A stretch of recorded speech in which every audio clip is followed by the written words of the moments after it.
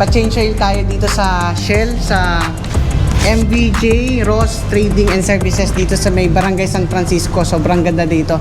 Sir, ano po ba mga ginawa dito sa sasakyan? Bali yung ginawa natin dito is bali change oil, tsaka nag-conduct tayo ng 14 points. Yung check natin yung mga fluids, tapos yung brakes, tapos yung natin, tape oil, tapos battery check na rin natin. Yung mga tires natin, chinecheck rin natin dito sa pag nagpapaservice tayo. Rin kami, nagre-recommend kung mga yung mga kailangan palitan natin, kung kailan yung next interval change oil. Yun lang. So ano pong nakita nyo po dito sa kotse? Bali, yung mga naman ito, yung kailangan palitan lang natin dito is yung brake shoe, kasi yung thickness niya is manipis na.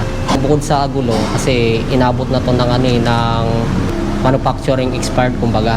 Kasi every 5 years lang naman yung yung lifespan ng gulong.